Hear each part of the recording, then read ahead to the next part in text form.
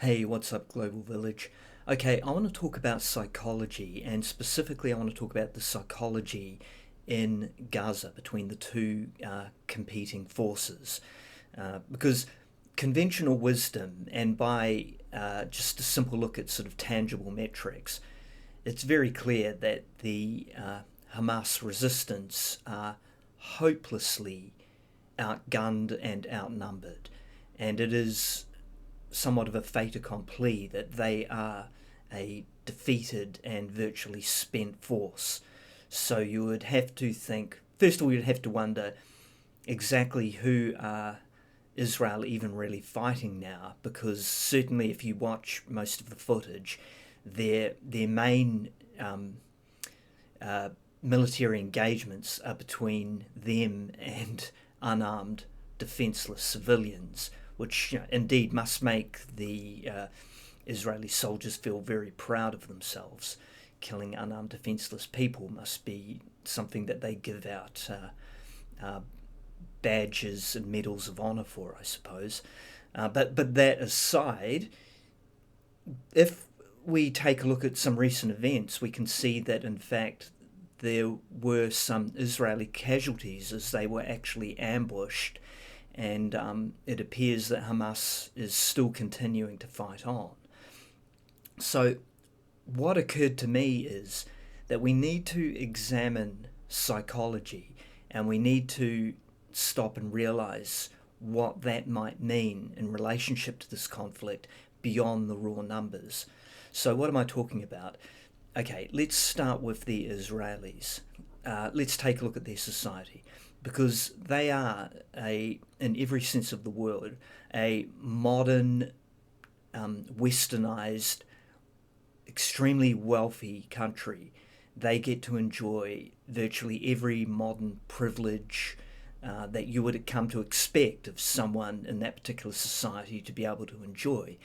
Uh, Now let's contrast that with the Palestinians, who are kind of at the other polar opposite to them. So they live a very austere, hard life with very little possibilities, very little opportunity to realize dreams. Their life just simply couldn't be more different. Now, when you put an army, despite the fact that I will give you they are well trained, but when you put an army that comes from people that live that kind of life of privilege up against people who have already, an army that is already radicalized to resent you in every sense of the word, then you have two polar opposite psychologies.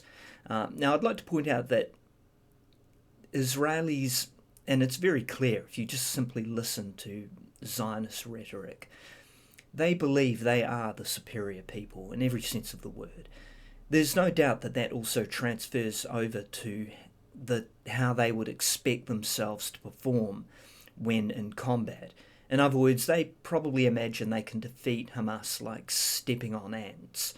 That is probably largely their psychology. And indeed, when they are killing unarmed civilians, that's exactly how it plays out. But it doesn't always play out like that, as it turned out when they do actually have to fight other soldiers. Because if you've seen any video footage of that encounter, well, the Israeli soldiers scatter and run in terror.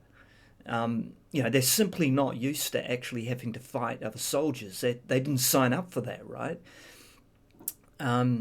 So the deeper point here is that as Israel continues to slaughter and massacre people, and more from the outside in, it looks like an absolutely hopeless case for Hamas, as indeed it has for quite a long time now.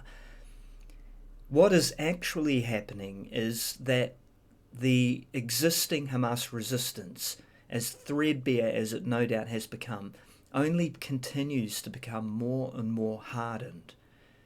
So there is not going to be any surrender, and they will continue to resist right to the very last bullet.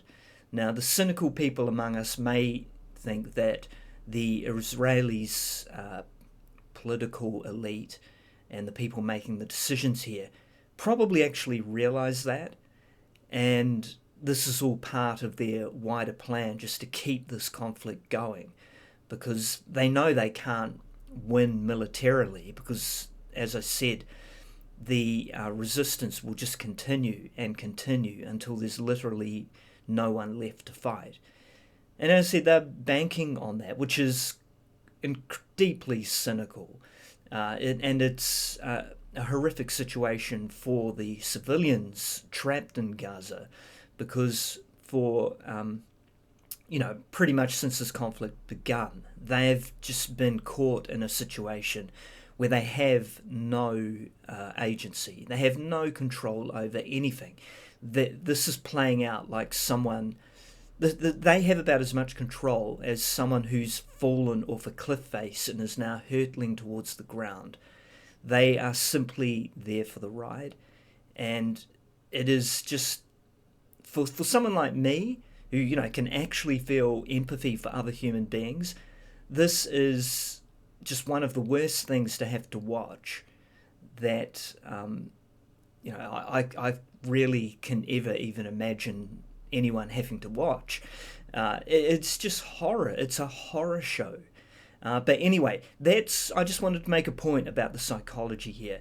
And the Israeli soldiers, like I said, they are not, despite the fact that they have all the advantages, all the military advantages you could ever imagine, the one advantage they don't have is the psychological one. They're just not ready to fight people who simply want to see them die at every cost. A lot of these Israelis probably don't really even know why they're there. I mean, they know why they're there, but they're not deeply motivated at some core level where they're willing to throw down their own lives in order to achieve their ambitions. I simply don't believe that. They want to go back to their cushy life. They want to go back to being able to travel anywhere in the world on holidays and between massacring people.